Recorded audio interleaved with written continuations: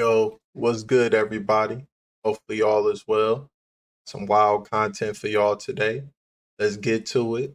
Let's dive in. Cables from here to here or here to here. You might ask, why is that important? Here's why.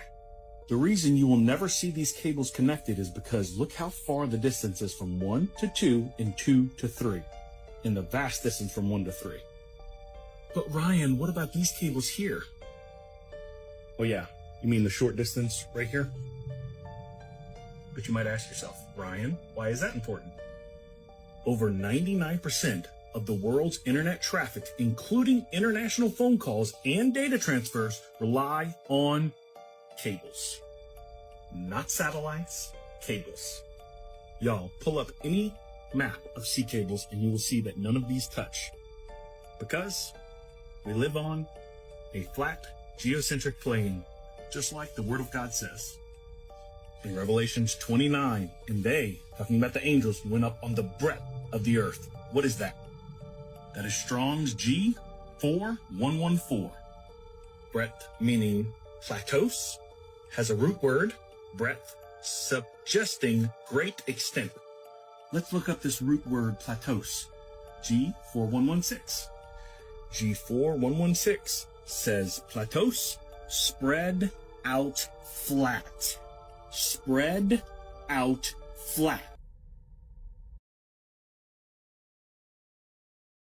So, do y'all believe in flat Earth? To be honest with y'all, some of the guys and gals, it'd be hard to dismiss their claims, but I like the round theory. I mean, flat Earth theory, I could roll with that too. It really doesn't matter to me, but what are your thoughts about it? News, you're seeing a lot of that talk about demons and other things like that. The Vice President Vance has mentioned that. My friend, Tucker Carlson has also said that too. And I've had private conversations with him about that. And I do want to address that really quickly, both as an intel officer, a guy who studied physics, a practicing Roman Catholic like Secretary Rubio and Vice President Vance. I respect those views, the spirituality and demonic deception, and I think we should be concerned about that. But I think it's theologically premature without knowing everything, equating everything to demons, because God has created this wonderful, visible and invisible order. He's created humans, animals, angels, and other types of non-human intelligence. And I don't think us as humans, we understand all of God's creation to kind of use a theological kind of framework on that. And I think that everybody needs to keep that in mind, to be respectful of that. And the Catholic Church certainly has a long history in this. And there are Catholic theologians like the late Dr. Paul Thigpen, Dr. Diana Pasulka at University of North Carolina, Dr. Brent Robinson at Notre Dame.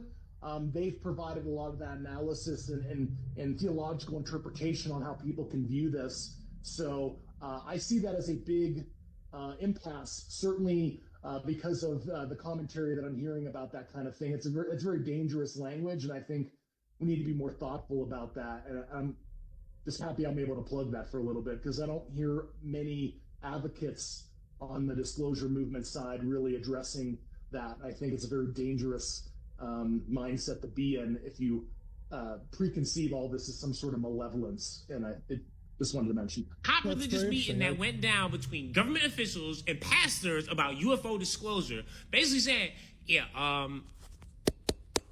alien disclosures here, and there's going to be some things that you're going to have to explain to your people. Pastors need to get ready to answer them for what you're about to hear being released. And some of it has to do with crafts that have been discovered that are not allegedly a part of our planet. Because they're going to have to try to explain videos like this that have been released by Syria that show these crafts not moving, grooving, vibing, sliding, disappearing. You know what I'm saying?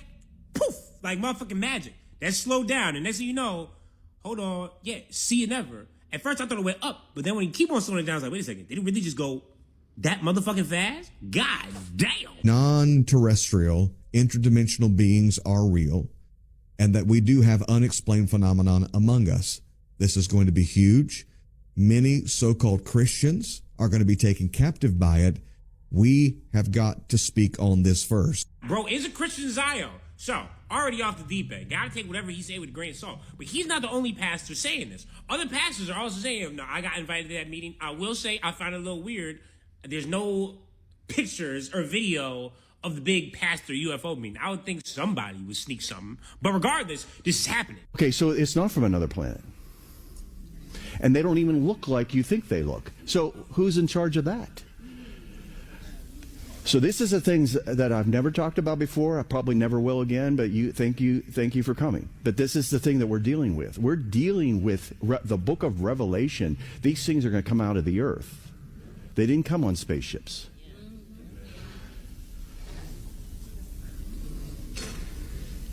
These are interdimensional beings. It is very interesting to me, though, to see all these pastors all of a sudden getting ahead of the curve with these alien or UFO disclosures. Where, me personally, if an alien is supposedly actually interdimensional or has been moving, grooving, vibing, sliding from a different galaxy, I'm not gonna lie, I'm gonna believe what they have to say. That's just me personally, because you ain't come all this way to lie to me. Like, if you say, oh, you know, this is what we found out, or this is what our knowledge, well... Y'all travel from how long? And you've been watching this for how long? And you just appearing to me because you want to appear to me right now. Well, you may know something. You know what I'm saying? I'm just going to trust you more than a book that was written thousands of years ago. That's just me, though. But that's the thing. That's what's tough, because we live in a very religious world, so people are going to get upset about that. But now it seems like they're already getting ahead of it, and we're like, no. Guys, they're demons. Where it's like, I mean, maybe. But like, a second pastor has come forward who was also at the meeting. His name is Larry Ragland. Check out the clip. To come to a private meeting with a group of men who are connected with the intelligence world, that are believers, but are still have very high security clearance. These are legit, true men of God that are still connected to Washington and even this current administration and all branches of military. And they literally told us, we had a sitting congressman, a very well-known congressman from Missouri. He called into that meeting as well. That was just for pastors. And this is what he said. On speakerphone, this sitting powerful member of Congress said, are the pastors listening to me? I'm getting chills right now because this happened to me. He said, are the pastors in the room listening to me? And I said, yes, sir, we are here.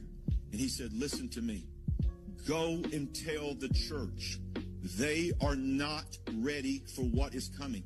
The narrative that is coming, what they are going to say is going to be like nothing you can even imagine. They are preparing to tell us that they are from another dimension, that they are our creator, and that these beings, these aliens, or whatever you want to call them, they were the ones that seeded us here. There is no such thing as God. Jesus was invented by them. The Bible was invented by them. And begin to just say, listen, prepare the people for what is coming because they're not ready. But he loved us so much. He made sure that he told us exactly the blueprint to study. He said, study the days of Noah. And if you can understand how Noah responded, that's how you're going to have to respond. And I believe what God is doing in the body of Christ. Why would they be telling us this now? You had people at church. Yeah, you're telling me that we're created by interdimensional beings and God is made up by them? What the heck? Daddy, are we going to get breakfast after this? I guess. What the heck? The way I see that, so many directions things could go, honestly. And if it's the truth, we just got to deal with it. But I think one of the hardest things for people to accept is the fact that they've been told this for years and years and years. This is what is. Jesus may actually exist. Do I believe in Jesus? I do. But I could be wrong. I could have been misled. You only know what you know. It could be demons. Pray that's not the case, because that opens up a whole new can of worms for us all, and a lot of us won't be ready for that type of smoke. And then another thing, how people respond to this information. A lot of people would not be able to handle it. Not only will they probably hurt themselves, other people, and then probably one of the weirdest situations when you really think about it, if you're a theorist, if your mind can really think deep, it's going to be people who are going to start worshiping these aliens And that's truly what's going to happen. Some, because I think some people can't go through life and just be like, okay, I got this moral compass. This don't feel right. It's wrong. Because no matter what, I feel like if you use an animal, you know you did wrong, unless you a psychopath. So I think some people gonna need guidance. They gonna need an anchor, and so they gonna try to attach themselves to these beings. And a lot of people's superiority complexes around religion will crumble because it's all built up on that. The God said this about me. This group of people. We might have multiple creators, multiple people that's been coming down here manipulating our DNA. And this could be a whole project. And who knows, this could be the next step in the experiment. I think a lot of people have to open their minds to this and not be closed minded and think, oh, because that demon stuff could be crazy. But then again, who knows? Interdimensional, who knows the different realities out there, how complex things are. Because can we trust our government? We know the churches lie to us. They hoard information. We know our government lies to us, hoard information. Now, sometimes they tell us the truth. But there's some people within that are liars and manipulators, pushing their own agendas. So things become very complex. So always do your own research, have your own discernment, because I could even be wrong. I don't follow me. I'm going to lead you to hell and brimstone. Hey, hopefully I bring you to salvation. That'd be the goal. I'm not trying to burn, but you never know. So all I can say is do your research, do your due diligence, have discernment, and pray if that's what you do, or have a sound, logical mind and hope for the best. Is video, CGI generated video that Luigi and his team have generated using CGI, showing the doors that Bob Lazar describes. So just talk me through these doors, Luigi, that we're looking at right now. So basically, when Bob Lazar came public, he was very specific and very clear in saying that the facility that they drove him to with the blue bus with the blacked out windows was hidden inside a mountain, the side of a mountain near a dry lake. He says the doors were slanted, they were very large, and they were all across the hill, a small hill in reality, and they were sand textured to appear to mimic the same pattern as the landscape in the desert. He found that to be very interesting, and he says even at close proximity, they were well camouflaged. Now, this is something Bob Lazar said in 1989. Nobody was ever able to access the Nevada test site, Area 51, or Papoose Lake, where that happened, which is about 15 miles south of Groom Lake, Area 51. And here we are in...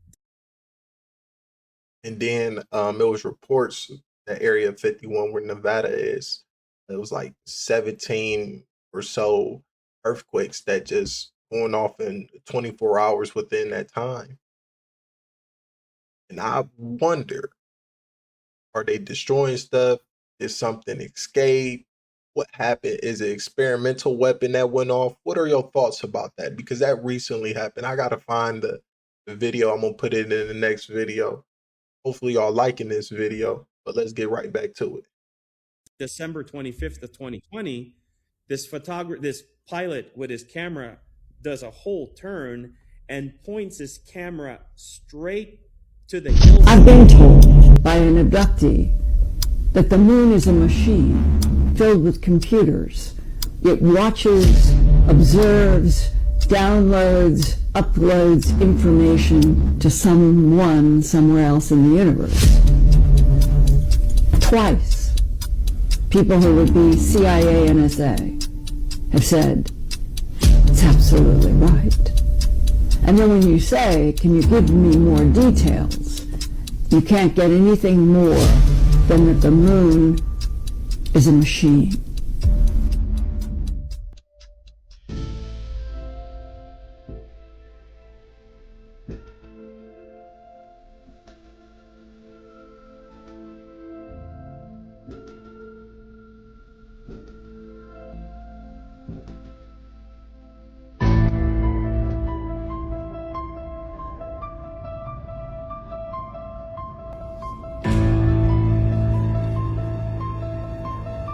And it goes back to the Truman Show, Mr. Carey.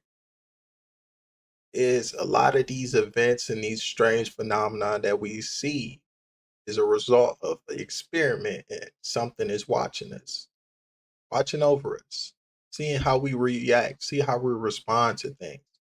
Who knows how many iterations of this they has been doing. Um, it could get deep. It could get deep and problematic. Some kind of grid or screen, or what is that? What is going on right now? What the You guys believe in people being capable of reading the future or not, but this post on X is making a lot of people speculate that that's a possibility. There's an account on X called Soothsayer that says, quote, reads the future, that made a post on July 11th of 2022 that says, quote, 2023, Corona ended. 2026, hantavirus. Now, this is a very cryptic post from a random, nobody knows who this account belongs to, at least I don't. And the news broke recently, like between the 2nd through the 4th of 2026, that the World Health Organization reported hantavirus clusters breaking out on the MV Hondius, which is the Dutch expedition cruise ship that was sailing near Argentina to the Antarctic for a tour that resulted in 3 passengers dying and multiple people contracting this illness. The reason why everybody is freaking out about this is because of the fact that the tweets 2026 hantavirus line hit the exact moment that this story broke 4 years later, right after its 2023 Corona ended part. There are a lot of people that are like, is this a CIA time traveler? Or like, who is that? Now, that being said, maybe this is just coincidence, but it is very weird when like old tweets pop up that look like they're prophesizing about the future, especially when this guy hadn't posted since 2022. But I'd like to hear what everybody else thinks. Cruise ship situation isn't looking so good, because I'm sure you all know now that they're allowed to get off the boat. They're allowed to get off the boat in the Canary Islands. But here's the thing. When investigators got on the boat to try to find the rodents, the rodent droppings, all the things that initially caused the hantavirus, they didn't find any of that. So now they believe that it's a subvirus called the Andes virus, which isn't any better because the mortality rate of that is every 4 out of 10 people will, and there are already 3 deaths on the boat from this virus. Oh, and one of the ladies that died flew. And it takes up to 8 weeks of incubation for this virus to actually even manifest and become this lethal. So now they have to go back on every single passenger on this boat and trace where they've been for the past 2 months, because they didn't find the rodent droppings that initially they thought caused this virus. So now this virus can be transmitted person to person through just like the COVID vibe situation. Look, I'm not taking this lightly, but it's giving COVID vibes hardcore. And I just hope this isn't something that is being used against us as a distraction. I'm not saying it is, I'm not accusing it of it, but a lot of similarities. This is just, lately things are just throwing spaghetti against the wall and seeing what sticks. And I'm just hoping that this isn't another thing to distract from something else going on. It's heartbreaking that there have been deaths, and the interviews, if you've seen the people on the boat, it's sad. But this situation is something none of us should be taking lightly, because this is a hantavirus is a virus transmitted mainly from rodents to humans. It's the same rare disease that is blamed on the death of Betsy Arakawa, the wife of late actor Gene Hackman, last year. Dr. Kavita Patel says symptoms can take days to appear. It first manifests with like a cough or shortness of breath or something that's pulmonary, sometimes a fast heart rate, often with a fever. And as the virus kind of gets attack of the body, you can see other symptoms, including sepsis. The World Health Organization says that while rare, hantavirus may spread between people.